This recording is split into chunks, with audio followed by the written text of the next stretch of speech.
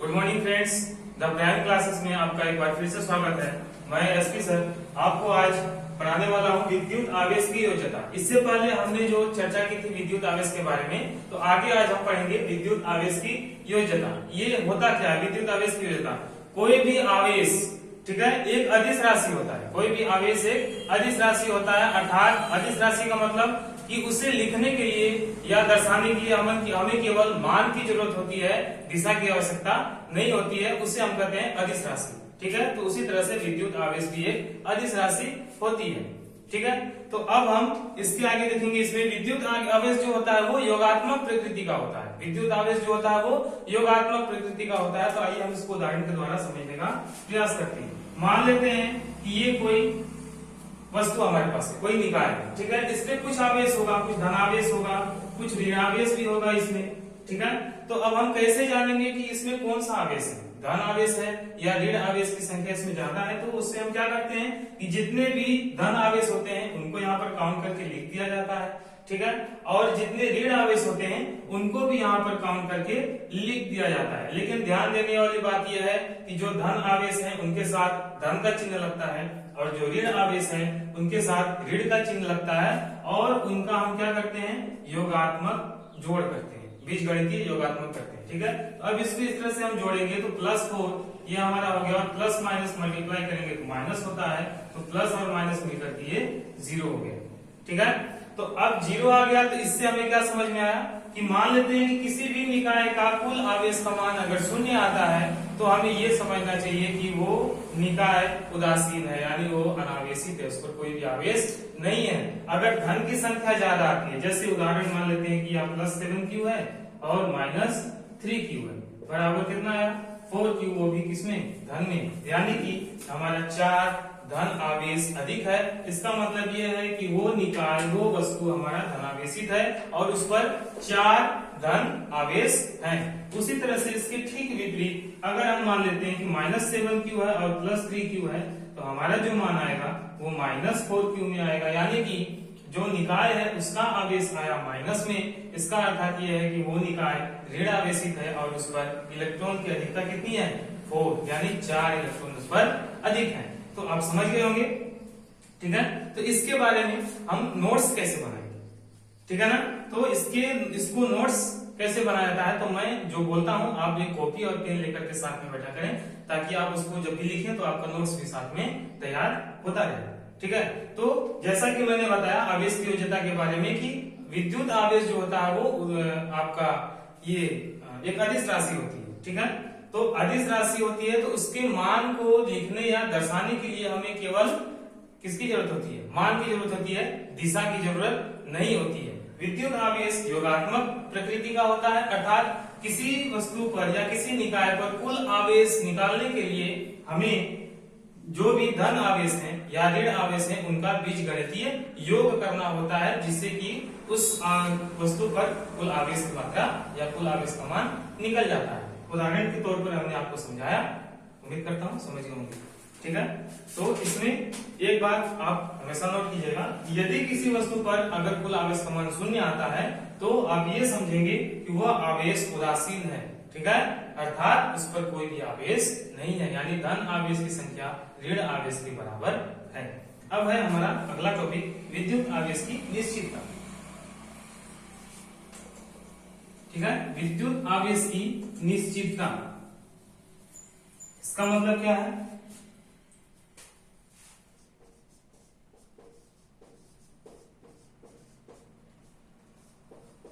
विद्युत आवेश की निश्चितता, इसका मतलब है कि विद्युत आवेश किसी भी निर्देश तंत्र पर निर्भर नहीं करता या निर्देश तंत्र के चुनाव से मुक्त होता है, उसे ही हम कहते हैं विद्युत आवेश की निश्चितता, ठीक है। तो यहाँ पर विद्युत आवेश के निर्देश तंत्र पर निर्भर न करने से हमारा अभिप्राय क्या है कि अलग अलग स्थानों पर, भिन्न भिन्न स्थानों पर भी विद्युत आवेश का मान हमेशा समान होता है, ठीक है। तो समझ गए। अब हमारा विद्युत आवेश जो होता है वो वस्तु की चाल से भी स्वतंत्र होता है, अर्थात वस्तु की चाल मतलब वस्तु हमारा अगर गतिशील है, ठीक, इस पर जो आवेश का मान होगा वही आवेश का मान वस्तु अगर विरामावस्था में है तो भी बराबर होगा। यानी कि गतिशील अवस्था में वस्तु हो या विराम अवस्था में वस्तु हो, दोनों ही अवस्था में हमारा आवेश का मान समान होगा, बिल्कुल नहीं बदलेगा। वो हमारा जो आवेश होता है वो वस्तु के चाल से भी स्वतंत्र होता है। समझ गए? ठीक है। इसका मतलब यह है कि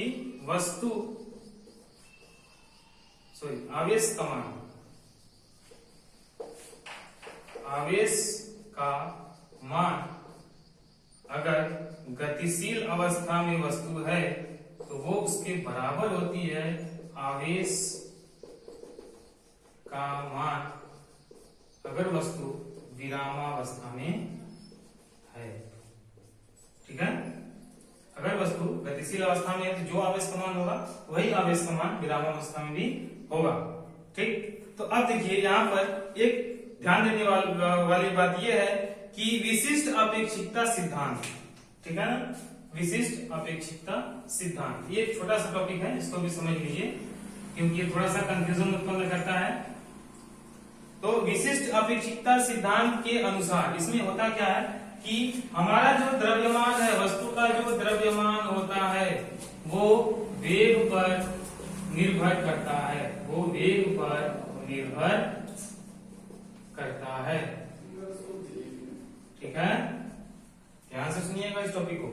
हमारा जो विद्युत अपेक्षिकता सिद्धांत है वो कहता है कि जो द्रव्यमान है वो वेग पर निर्भर करता है।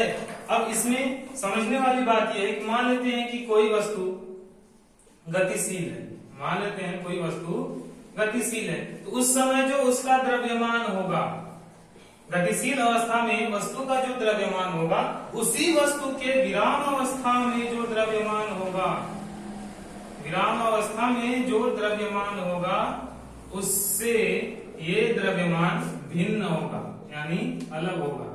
ठीक है ना? जैसे उदाहरण के लिए मान लेते हैं कि ये मेरे पास एक मार्कर है, अगर इसका कुछ द्रव्यमान है, अगर मैं इस मार्कर को यहाँ से फेंकूं तो इसमें गति आएगी तो इसके द्रव्यमान में भी परिवर्तन होगा। ठीक है? तो ये हमारा विद्युत अपेक्षिकता सिद्धांत ये कहता है, या विशिष्ट अपेक्षिकता सिद्धांत कहता है कि जो द्रव्यमान गतिशील अवस्था में किसी वस्तु का है, अगर वही वस्तु विराम अवस्था में है तो उसका द्रव्यमान गतिशील अवस्था के द्रव्यमान से भिन्न होगा। ठीक है ना? तो हम कह सकते हैं कि जो हमारा विशिष्ट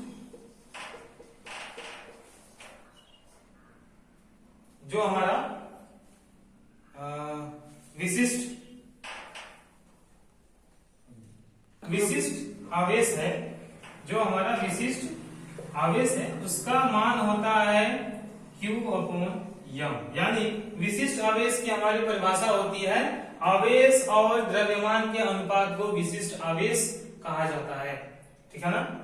आवेश और द्रव्यमान के अनुपात को विशिष्ट आवेश कहा जाता है। तो अब यहाँ पर ध्यान देने वाली बात यह है कि यहाँ पर विशिष्ट आवेश कहीं न कहीं द्रव्यमान पर निर्भर करता है। ठीक है ना? अगर द्रव्यमान परिवर्तित होगा तो विशिष्ट आवेश का मान बदलेगा, क्योंकि द्रव्यमान पर यहाँ पे निर्भर है, द्रव्यमान यहाँ पर है। तो अगर मान लेते हैं वस्तु गतिशील अवस्था में है, वस्तु में कोई चाल है, गति है, तो वहां पर द्रव्यमान निश्चित तौर पर बदलेगा। जब द्रव्यमान में परिवर्तन होगा तो विशिष्ट आवेश में भी परिवर्तन होगा। ठीक है ना? तो इस टॉपिक को आप समझ गए होंगे, विद्युत आवेश की निश्चितता। ठीक है ना? अब इसके बाद का हमारा टॉपिक है विद्युत आवेश संरक्षण। ठीक है ना? विद्युत आवेश संरक्षण। तो विद्युत आवेश संरक्षण का मतलब आप लोग समझते हैं कि न तो नष्ट हो और न ही उसको उत्पन्न किया जा सके। ठीक है? तो विद्युत आवेश का संरक्षण, विद्युत आवेश का संरक्षण से तात्पर्य यह है कि आवेश को न तो उत्पन्न किया जा सकता है और न ही नष्ट किया जा सकता है, बल्कि इसे एक वस्तु से दूसरे वस्तु पर स्थानांतरित किया जा सकता है। उसे ही हम कहते हैं विद्युत आवेश संरक्षण। ठीक है ना? किसी भी वस्तु पर उपस्थित कुल विद्युत आवेश संरक्षित रहता है।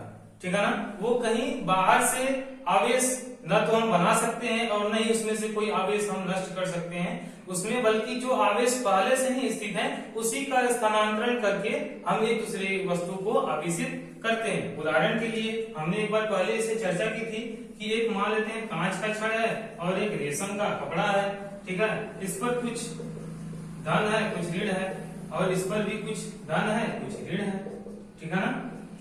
तो जैसा कि हमने बताया था सामान्य स्थिति में किसी भी वस्तु किसी भी निकाय पर धन आवेश की संख्या ऋण आवेश के बराबर होता है, यानी कोई भी वस्तु सामान्य स्थिति में उदासीन होती है उस पर भी कोई भी आवेश पहले से उत्पन्न नहीं होता है या पहले से आवेश नहीं होता है। तो आप यहाँ पर देख सकते हैं मैंने 3 धन इसमें बनाया और 3 ऋण बनाया यानी कि ये उदासीन है।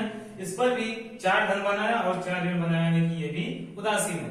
जब हम इसको एक दूसरे के घर्षण प्रक्रिया के दौरान हमने देखा था कि जब किसी दो वस्तु को यानी कांच की छड़ को और रेशम के कपड़े को एक दूसरे से घर्षण करते हैं तो इसमें से एक इलेक्ट्रॉन क्या होता है ट्रांसफर हो जाता है यानी स्थानांतरित हो जाता है, वो अपना स्थान बदल लेता है, यहाँ से निकल करके वो यहाँ चला आता है। तो इस पर एक इलेक्ट्रॉन की कमी हो गई, एक इलेक्ट्रॉन की कमी हो गई मतलब ये धनावेशित हो गया और इस पर एक इलेक्ट्रॉन की वृद्धि हो गई यानी ये ऋणावेशित हो गया। तो इस तरह से हमने देखा कि हमने इलेक्ट्रॉन को न तो बनाया न तो नष्ट किया बल्कि केवल उसका क्या हुआ स्थानांतरण हुआ।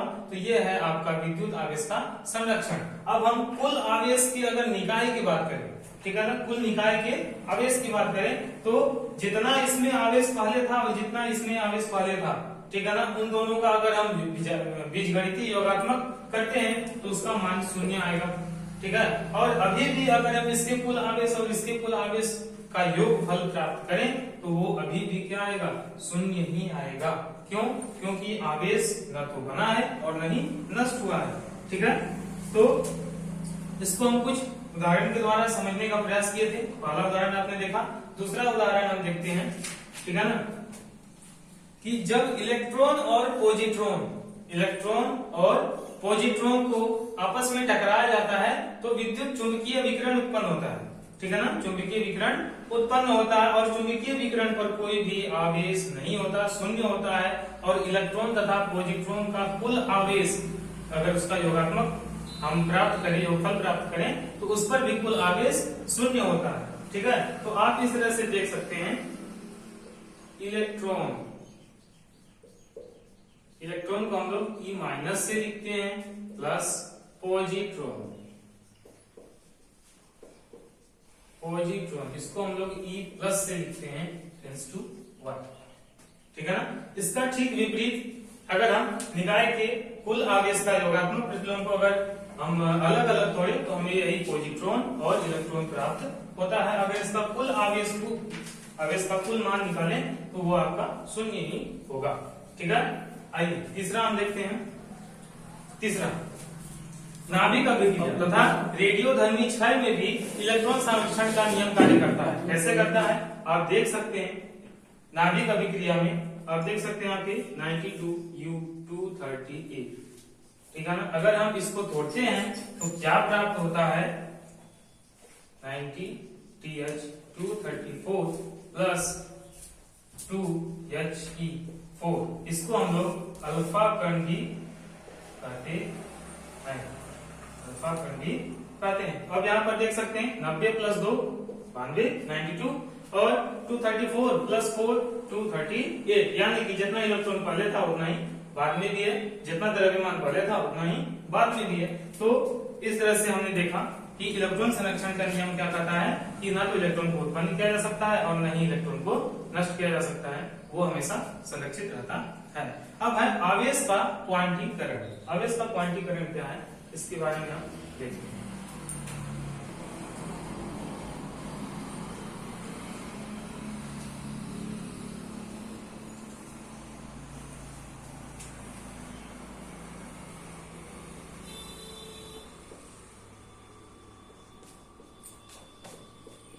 आवेश का क्वांटीकरण, ठीक है ना।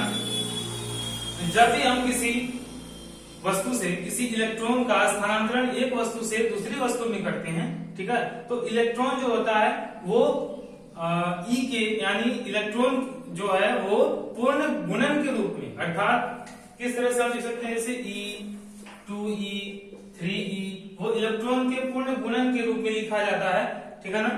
तो आप देख सकते हैं इसको भिन्न के रूप में नहीं लिख सकते। जैसे भिन्न के रूप में का मतलब जैसे e/2 e/3 ये संभव नहीं है, ये संभव नहीं है, ठीक है ना।